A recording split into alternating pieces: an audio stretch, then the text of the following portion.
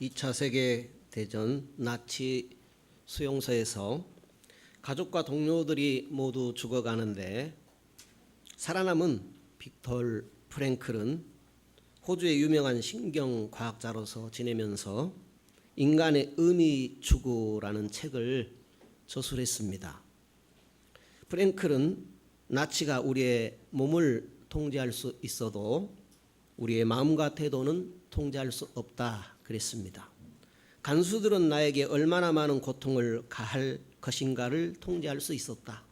고문하고 음식을 주지 않고, 그러나 내 생각은 통제할 수 없었다. 그때 간수들은 평생 프랭클보다 더 행복한 사람은 만나보지 못했다 그랬습니다.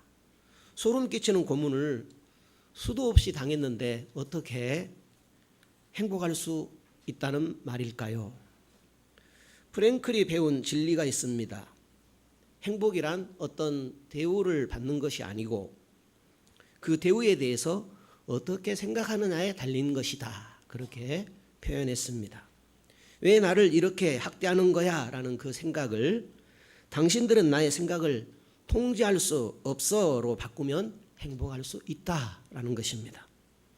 자신의 생각을 통제할 수만 있다면 굉장한 힘을 얻는다는 것입니다.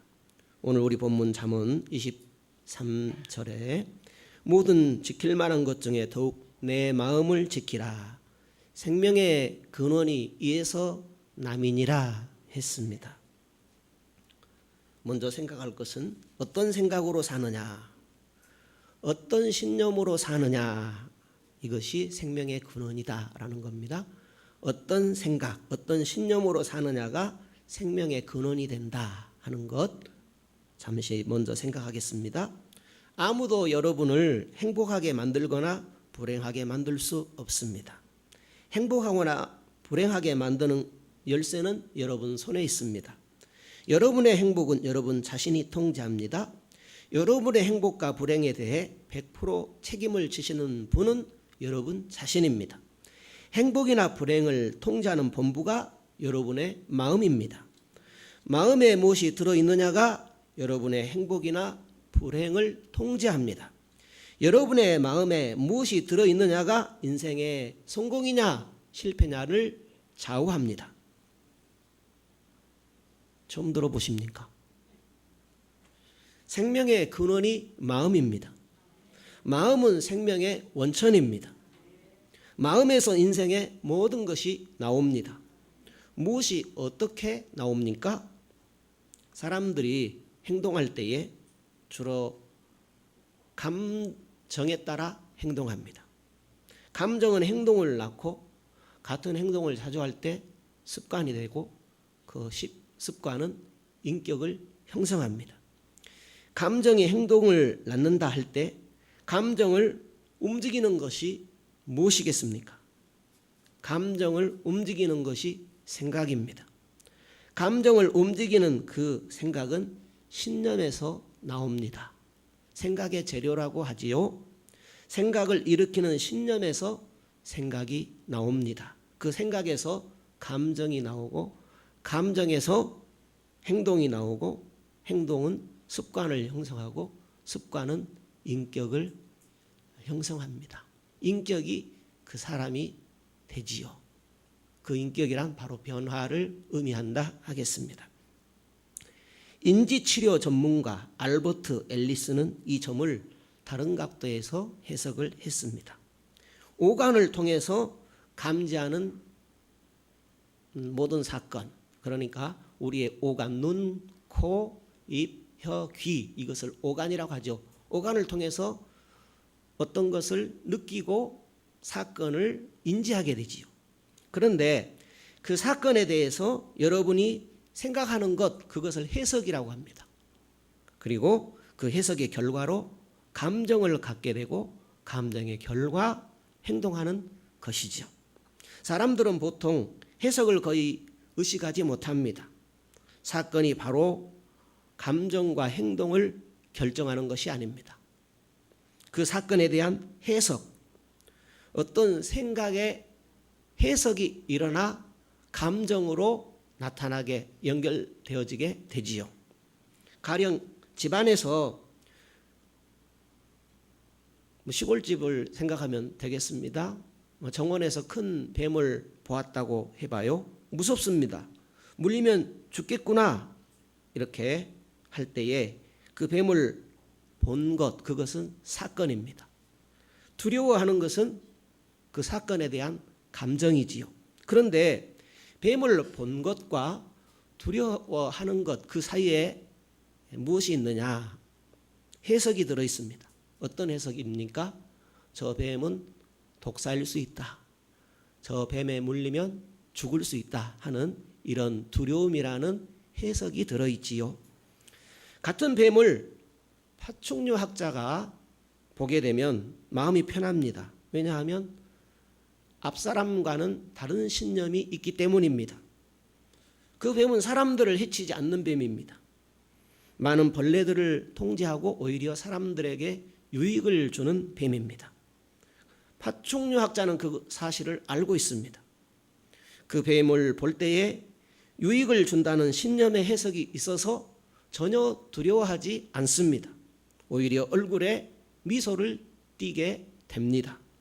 한 사람에게는 공포를 유발하는 그 사건이 다른 사람에게는 미소를 유발하고 있습니다. 차이가 무엇입니까? 마음속에 들어있는 신념의 차이입니다. 심장마비를 겪은 사람이 있습니다. 큰 수술을 했습니다. 죽을지도 몰라 불안과 공포 속에 무서워합니다.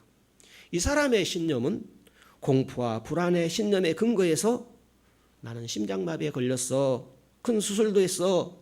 이제 죽을지도 몰라. 죽음은 절망이야. 이렇게 해석을 합니다. 성경의 진리가 신념으로 박힌 성숙한 신자라면 어떤 해석을 할까요? 나는 하나님의 손안에 있어. 나를 위해 죽으시고 부활하신 예수님 때문에 죽은 후에도 나는 아무런 염려가 없어. 나는 살아도 주님 안에, 죽어도 주님 안에 있어.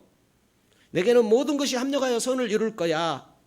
살든지 죽든지 나는 손해볼 것이 없어.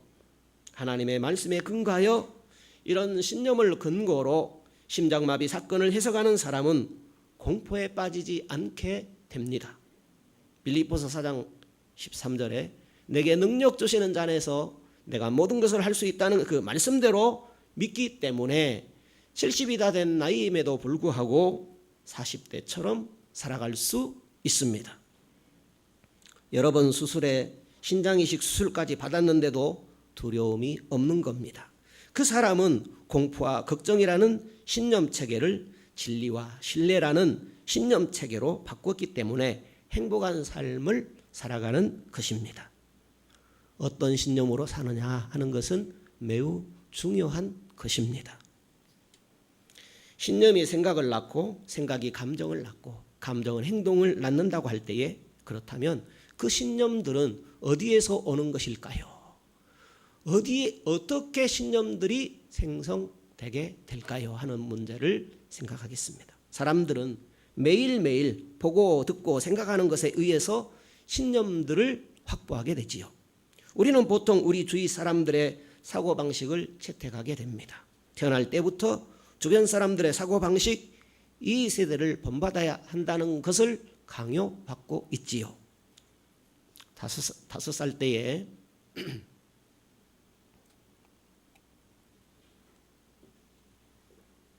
8살짜리 소녀의 영향을 받은 미국의 소년이 있었습니다.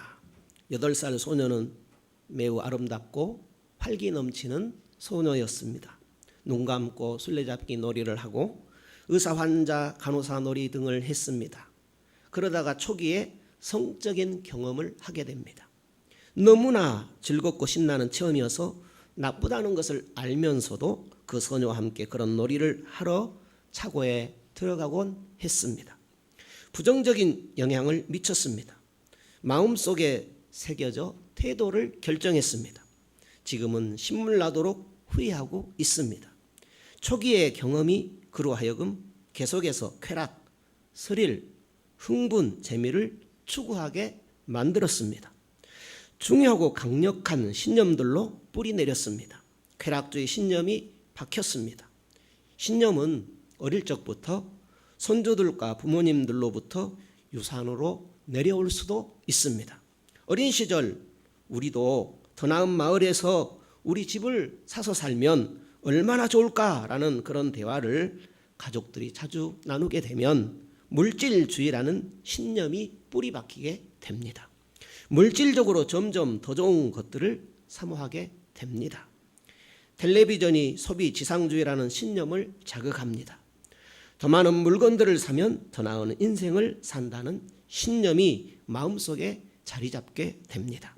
신념은 문화나 시대의 정신으로 받아들이기도 합니다. 남성이 여성을 마구 두들겨 패는 문화 속에서 여성을 천대하는 신념이 형성됩니다. 지금은 확실한 진리는 없고 다 상대적인 것밖에 없다는 후현대주의라는 시대 정신이 사람들의 신념으로 새겨져 있습니다. 속담이나 격언은 보통 묻지마 신념으로 자리 잡게 됩니다. 한 가지만 보면 10가지를 안다는 속담이 한국 사람들이 거의 묻지 않고 신념으로 받아들입니다. 구간이 명간이라는 속담도 사람들의 신념으로 깊이 새겨져 있습니다. 발 없는 말이 천리를 간다는 격언도 사람들은 그 타당성을 따져보지도 않고 신념으로 받아들입니다. 우리나라의 속담과 격언이 성경적으로 타당하다면 모를까? 타당성을 따져보고 말하고 행동해야 할 것입니다. 마지막으로 생각해 보고자 할 것은 바꾸어야 할 신념들이 있다라는 겁니다. 바꾸어져야 할 신념들이 많다라는 것입니다. 그 문제에 대해서 생각하겠습니다. 우리가 알게 모르게 우리의 선조들과 주변 환경 문화와 시대 정신의 영향을 받아 성경적으로 옳지 않은 신념들이 우리 속에 많이 새겨져 있습니다.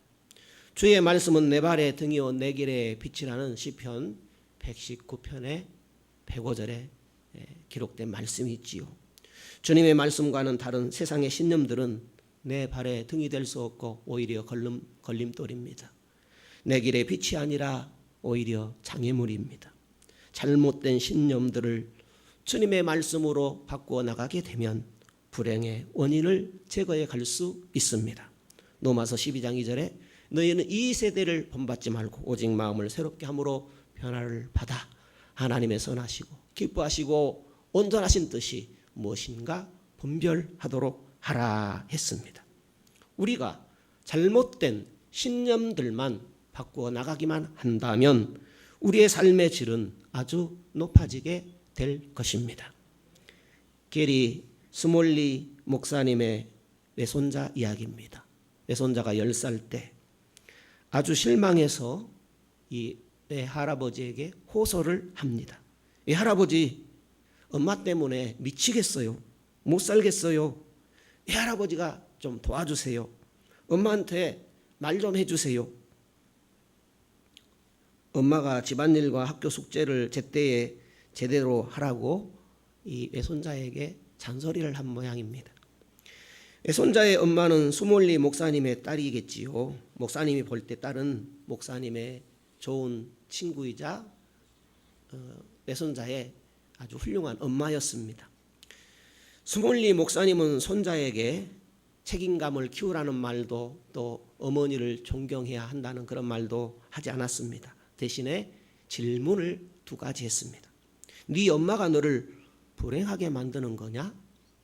그리고 실제로 너를 불행하게 만드는 그 무엇을 네 엄마가 너에게 알려주더냐? 하는 2가지 질문을 했습니다. 손자는 할아버지 무슨 말씀을 하시는 거예요? 라는 그런 의아스러운 표정을 지으면서 다시 한번 엄마에게 말해달라고 부탁합니다. 스몰리 목사님은 다시 한번 손자에게 말을 한 다음에 이렇게 제안했지요. 얘야, 나랑 뭐 좀 해보지 않을래? 네 엄마가 내게 무슨 말씀을 하시든 상관하지 말고 네가 기분이 좋도록 만드는 일인데 하면서 할아버지가 말을 꺼냈습니다. 그 내용은 이런 것이었습니다. 성경 구절 3개를 주고 매일 이 할아버지와 외손자가 서로에게 그 구절을 말해주기로 한 것입니다. 그 구절들이 이 할아버지와 외손자의 마음속에 새겨질 때까지 서로에게 말을 해주기로 한 것입니다. 손자가 묻습니다. 할아버지, 그렇게 하면 정말 문제가 해결되는 겁니까? 그래, 내가 해보니까 되더라. 다른 사람들도 여러분이 해보았는데 되더라. 외할아버지는 외손자에게도 그것이 먹혀들도록 하나님께 뜨겁게 기도했습니다. 외손자는 외할아버지의 눈 속을 또렷이 쳐다보면서 외할아버지, 지난 2년간 외할아버지도 많이 변했어요. 저도 해보겠어요. 이렇게 대답을 했습니다. 외할아버지와의 손자는 그 구절들을 외우고 서로에게 말해 주었습니다. 1년간 매일 서로에게 성경을 암송한 그 내용을 서로 말을 해 주었던 것입니다. 그동안에 놀라운 일이 일어나게 되었습니다. 엄마가 아들을 매일 학교 등하교를 시켜 주었습니다. 엄마가 어느 날 숙제 준비는 다 했느냐? 예, 다 했습니다. 도로를 한 4km 정도 달리는데 아들은 매우 중요한 것을 집에 두고 왔다고 이야기를 합니다. 엄마, 다시 집으로 돌아갈 수 없어요. 받아쓰기 책을 두고 왔는데 내일 쓰기 시험이 있어서 꼭 가져가야 해요. 없으면 안 돼요. 하며 애절하게 호소를 했습니다. 왜 또 그래? 내가 챙기라고 했을 때 왜 챙기지 않고 그래? 왜 그렇게 책임감이 없어? 좌절한 어머니가 아들 목을 조르듯이 잔소리를 했습니다. 이런 일이 생긴 후에 외손자는 할아버지에게 찾아왔습니다. 할아버지, 정말 기적이 일어났어요. 기적이 일어났다니까요. 얘야, 무슨 말이냐? 외할아버지가 묻자 외손자는 이렇게 대답합니다. 전에는 엄마가 그런 말씀을 시작하시면 제가 대받아쳤어요. 이젠 그만 병마개를 막으세요. 엄마 잔소리는 100만 번째입니다. 이제 신물이 난단 말이에요. 했을 텐데 이번에는 그러지 않았어요. 성경 구절이 떠올랐어요. 엄마가 화가 나서 내게 말할 때에 제가 이렇게 끼어들었습니다. 엄마 잠깐만. 그래, 이번엔 뭔데? 엄마 말을 들어보니까 엄마가 날 얼마나 사랑하시는지 알겠어요. 엄마가 날 사랑하시니까 더 잘하라고 하시는 거잖아요. 맞죠? 엄마, 정말 고마워요. 내가 얼마나 고마워하는지 엄마가 알아주시면 좋겠어요. 엄마가 날 너무 사랑해서 지금도 고마워요. 엄마, 제발 좀 용서해 주세요. 스몰리 목사님이 딸의 말을 듣게 되었습니다. 아들이 그 말을 할 때에 엄마가 눈물이 너무 나서 자동차를 한길가에 세우게 되었답니다. 엄마는 아들을 얼마나 사랑하는지 아들에게 말해주고 용서해 주었다고 합니다.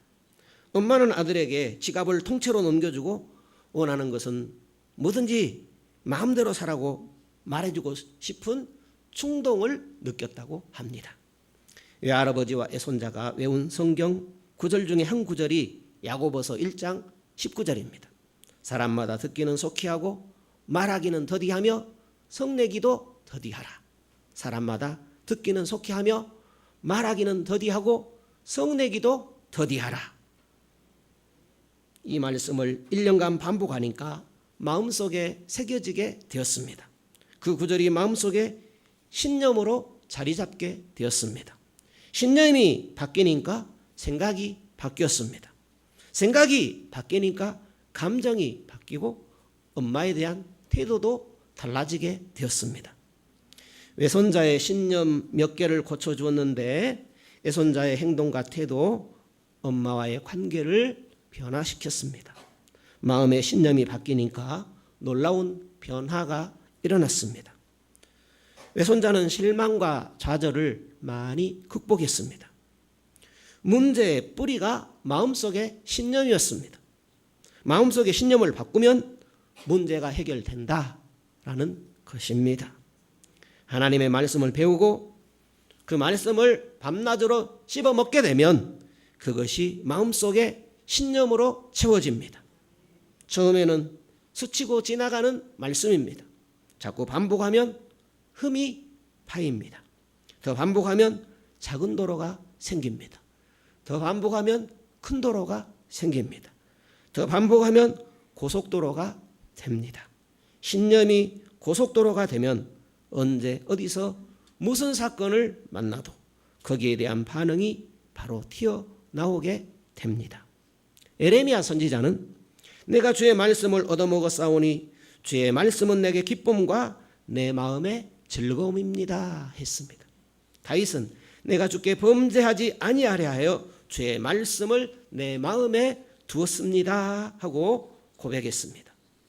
요한복음 15장 5절 11절에 예수님께서는 너희가 내 안에 거하고 내 말이 너희 안에 거하면 무엇이든지 원하는 대로 구하라 그리하면 이루리라 하시고 내가 이것을 너희에게 이르면 내 기쁨이 너희 안에 있어 너희 기쁨이 충만하게 하려 함이라 했습니다.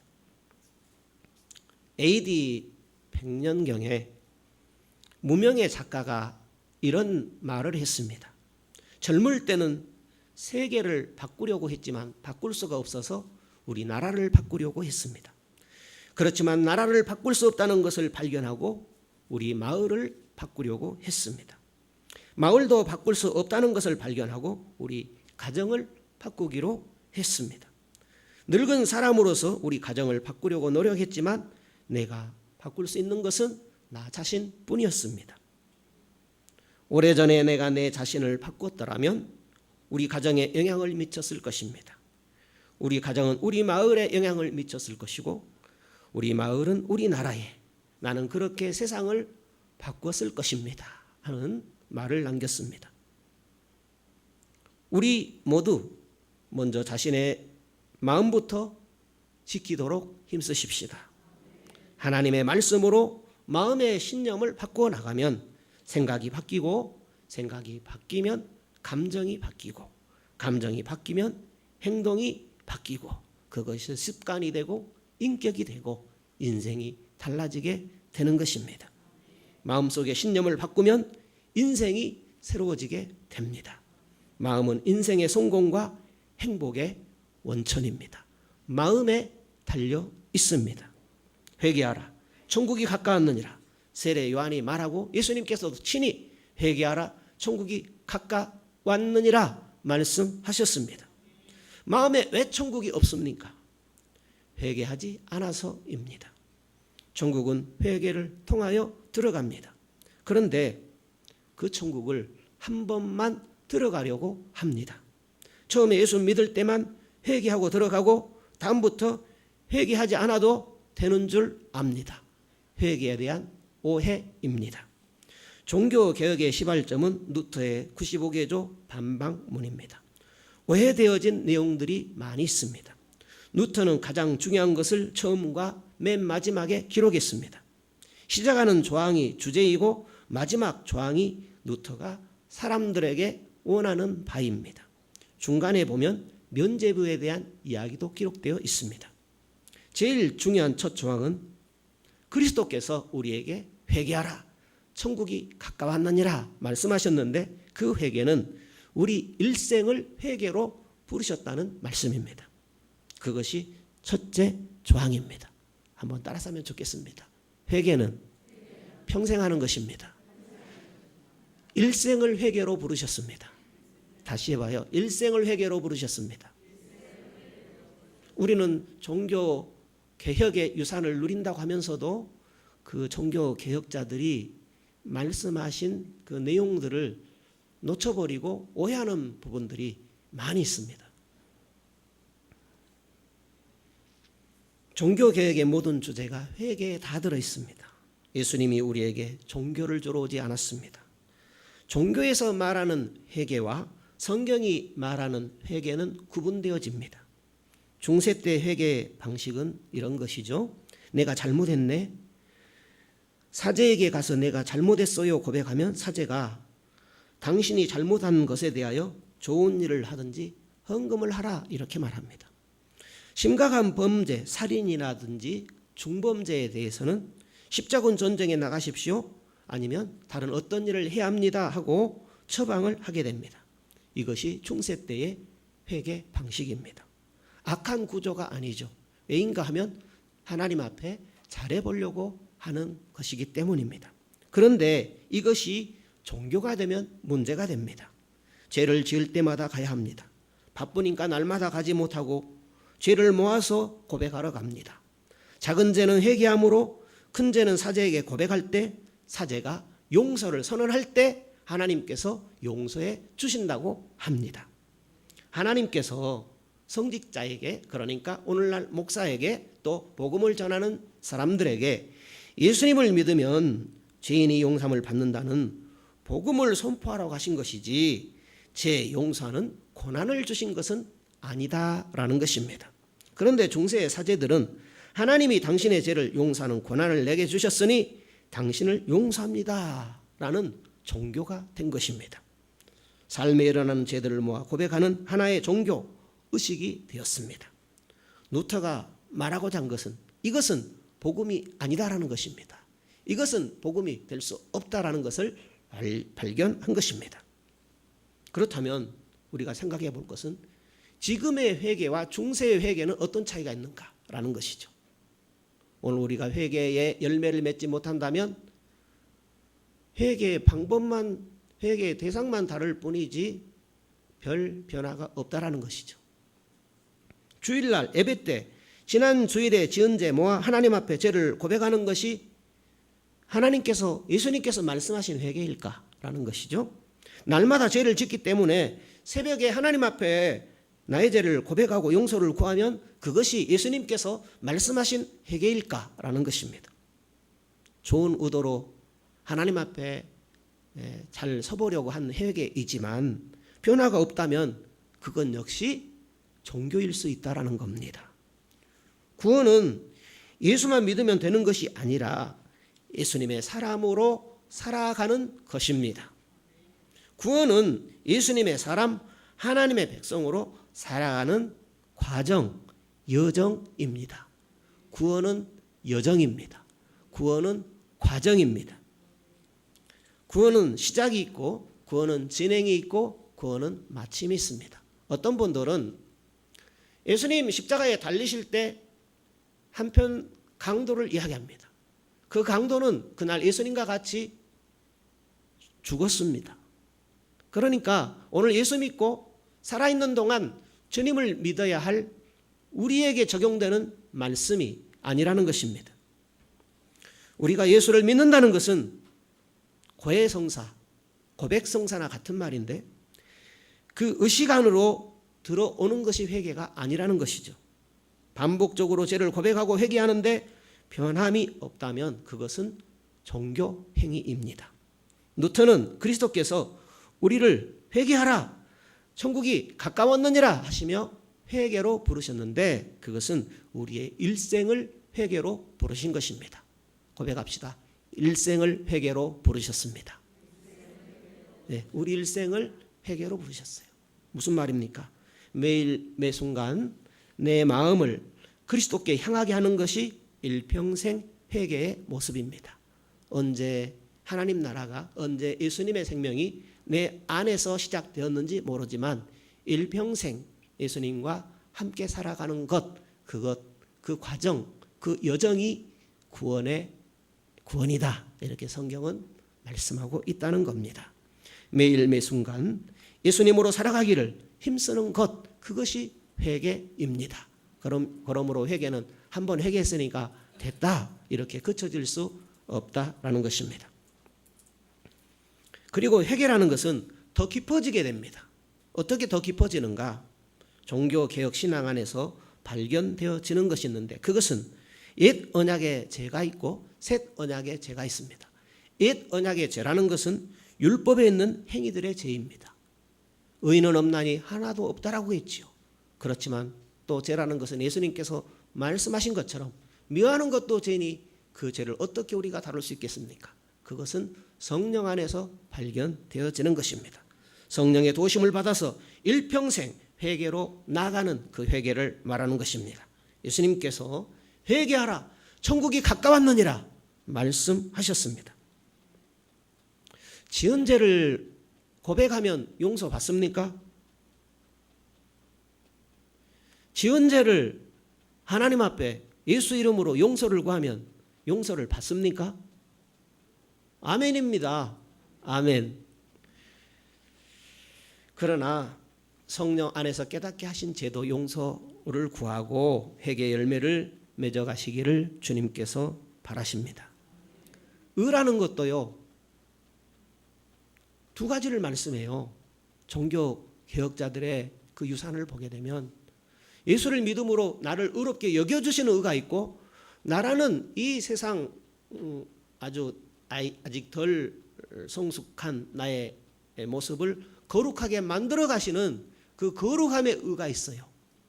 예수님은 나의 죄를 용서하시고 그 죄를 덮어주시는 그 행위만 하는 것이 아니라 내가 실제로 이 세상에 사는 동안 예수 그리스도를 닮아가는 거룩한 삶을 살게 하는 의인도 만들어 가신다는 것을 성경은 말씀하고 있고, 종교 개혁자들은 그것을 강조했다라는 것입니다. 구원을 일시적으로 받아들이는 사람이 있고 그 받아들인 구원을 누리는 사람이 있습니다. 한번 회개함으로 천국에 들어간다는 사람이 있고, 매일 매순간 그리스도에게 돌이킴으로 구원의 풍성함을 누리는 사람이 있습니다. 신념을 바꾸면 삶의 질이 높아집니다. 늘 주님을 잘 알고 잘 배우고 신념을 바꾸시고 삶의 질이 높아지는 성도 되시기를 주님이 바라십니다.